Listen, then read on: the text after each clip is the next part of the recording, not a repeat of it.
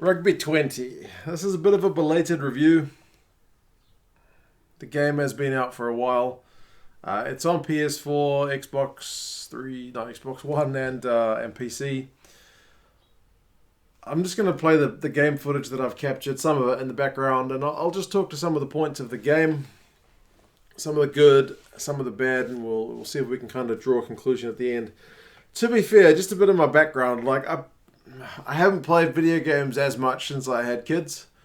And I certainly haven't played any of the recent rugby video games ever since Rugby Challenge 1, because it really kind of put me off playing rugby games because I thought the quality is just not really there.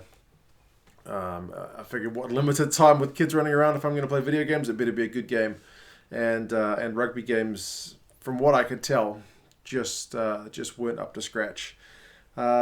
This game, it does do a few things well, and some of the stuff I commend them for trying, because rugby is a hard game to put into a video game. You've got more players on the field at once than most other sports, and you've got events within that game which need their own. Essentially, you have to make it into a mini game. I'm thinking the set piece, your line outs, your scrums, rucks and mauls, the goal kicking, they all need to have little separate systems built into them, along with the open play part, which you've got to get right.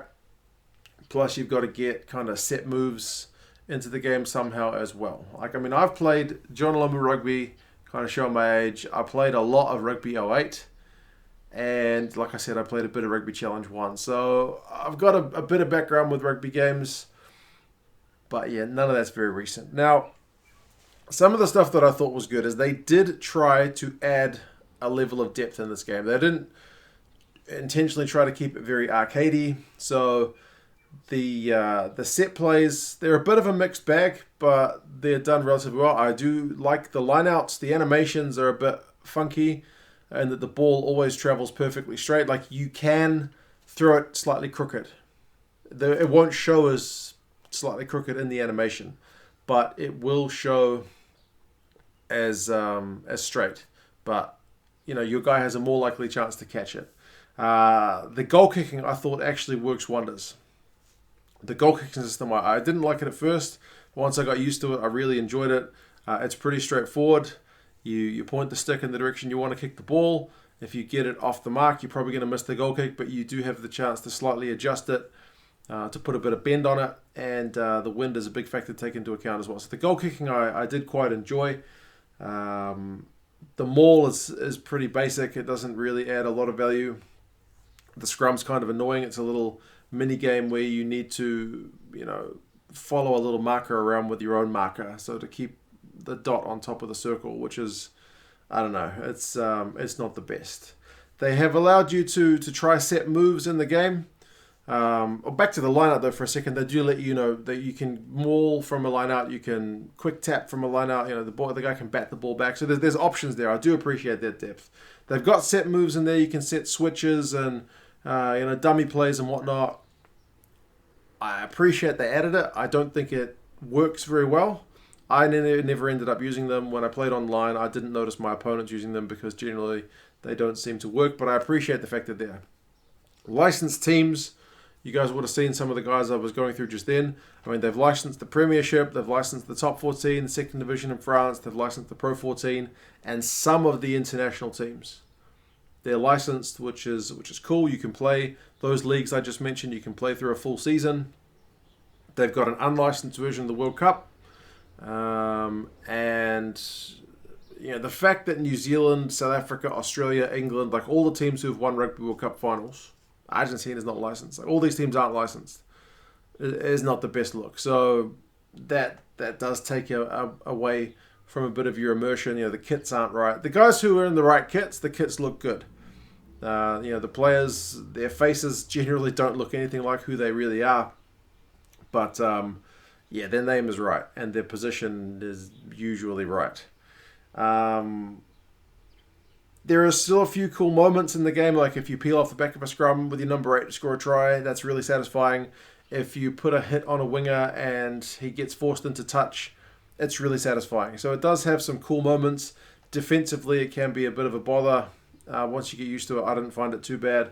The multiplayer, when it's working, can be really good, but that's got a bit of an asterisk next to it, which I'll come to in a minute. But it's got solo mode, which again you would have seen me going through here. You can pick a team's kit, what the colors they are. You can collect players to make up your team. So you essentially open packs like in other games like FIFA or NHL or whatever. You get player packs, you open them, you get good players, you get average players. You make up your team's roster based on those players, and then you play in kind of a league system where you can get promoted from the bottom division, work your way up. That mode, I think, is probably the biggest winner of the game. Despite the fact that you can't rename your team, which is just stupid. Your team is always called like User Team 1 or something like that. But apart from that, it's pretty good. You know, you don't have to pay any real money to get the booster packs. You just play the game. Every time you do certain challenges, you can get more in-game currency. If you win games, you get more in-game currency. Lots of things give you... Basically, playing the game and opening certain booster packs can get you more in-game currency. And you spend that on players. You get better players. And then your team gets better, so you can work your way up the league. So I do think there's quite a lot of depth in that in itself. Like you can see there's bonus cards that you can get to give you challenges during a game. Score 2 tries during a game. You know, kick a penalty during a game. All that kind of stuff. So that's, I think, the stuff that I enjoyed. Now, the stuff that I didn't enjoy so much, I mean, like I said, rugby's a hard game to put into a video game, but the AI in this one is pretty terrible. They do some ridiculous stuff, which you will kind of see later. They kick it, like they cross kick inside their own 22 for seemingly no reason. They put balls directly out into touch for no reason, like not even seemingly close to gaining any, like not even close to trying to keep it in touch. They're just outside the 22. They kick it straight into touch. Yeah, and they're really easy to beat out on the wing as well. So the AI is pretty bad. On easy and medium, even at set piece time, you will absolutely wipe the floor with them.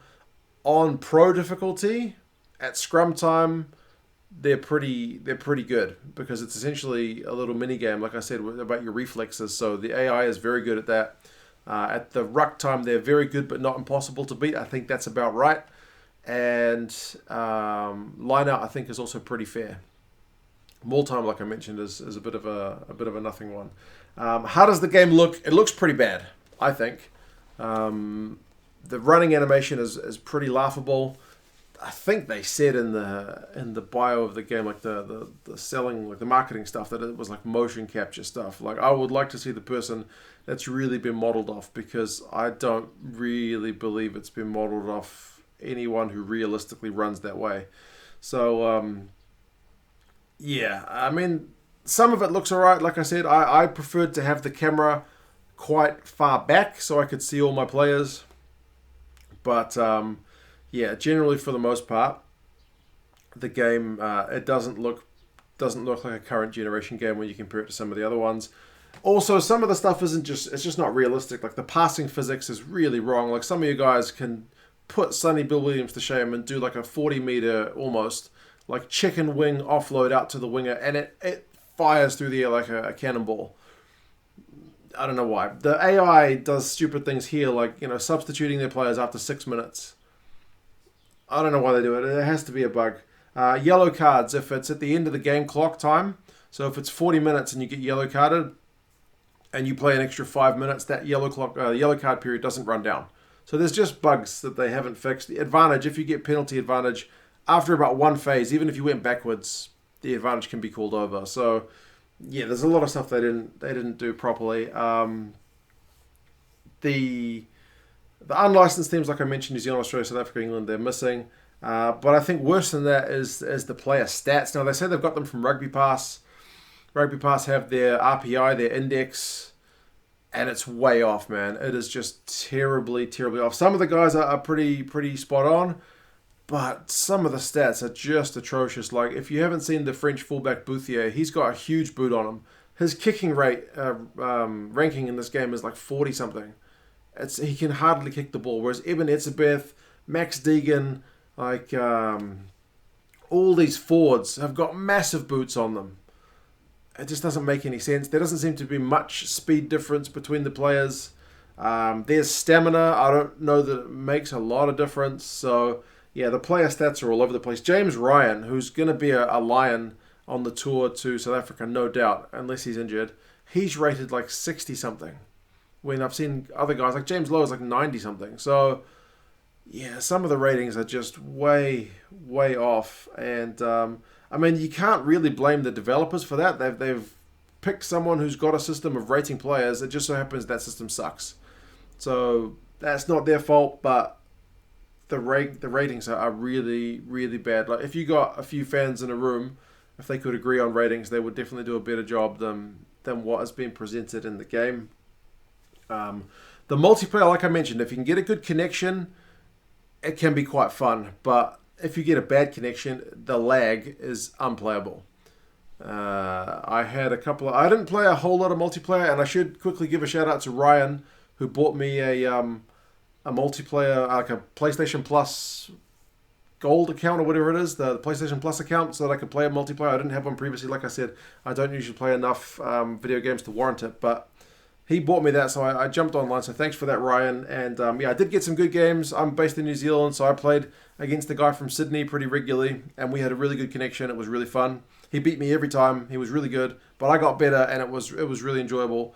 Some of the other games, if the lag was bad, it just really wasn't unplayable. It wasn't playable, and the wait time to find an opponent is like 5-6 minutes easy to find an opponent. So I guess it just speaks to the fact that there's not enough people playing the game online. So yeah, that's a bit of a problem. I can't help but wonder if the game is dying a little bit. I mean, if you were deciding on whether to buy this game, I would say it's probably best if you know somebody who lives in a relatively close part of the world to you, who's got a decent internet connection, and you guys are kind of happy to arrange your own private games. Because looking for a public game, yeah, it's a bit of a mission sometimes. Like other games, if you've got like Call of Duty or something where you need 20 plus players or whatever, you can kind of understand the matchmaking taking a couple of minutes. But when you only need one person, it seems a bit strange that it takes as long to find an opponent as it does. The game does have commentary. It's not done particularly well. There's often delays. They sometimes say the wrong player name. Yeah, it's just not very good. It's very kind of jumbled. So if a player kicks it out on the full, for example, and they don't mention the fact that he's kicked it out on the full, so yeah, it's a bit like they'll make a conversion kick straight out in front. When you're 40-0 up, they'll make it sound like it's you need to be quiet because it's the kick that's going to win or lose the game. So it's a bit off the mark, but the game also does have training, which you can do at the start of the game if you want to learn all the controls. I did it before I played any matches.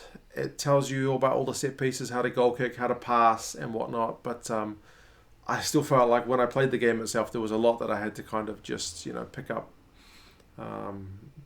myself. So yeah, there's quick matches. You can do those leagues that I mentioned. You can play the solo, which I think, again, is the place you're going to get the most depth out of the game. If you can get a game on multiplayer online, then it's worth it if lag isn't an issue. And, if you don't mind either waiting 5 or so minutes for an opponent, or, like I said, if you've got someone that you can regularly play against, then that should be all right. So, yeah, would I recommend the game?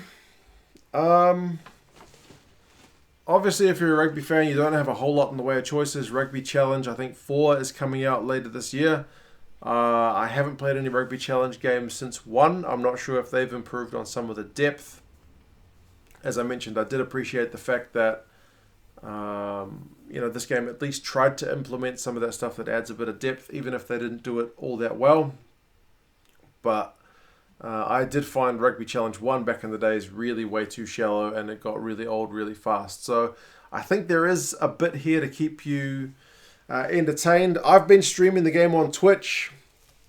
I'm going to be doing that Mondays at 8:30 New Zealand time for at least a wee while. So if you want to join me there and have a chat while I either play an online game or play the AI, do have a look, and that might help you decide whether you want to actually get the game or not. You can ask me any questions during the streams. But yeah, if you were deciding on whether to buy it or not, I would say if you're buying it for multiplayer, it's best if you know somebody else who's got the game. If you're wanting to play it against the AI, then just be aware that it can be pretty limited at times. So yeah, you guys let me know your thoughts, and yeah, I'll talk to you again soon. Cheers, guys.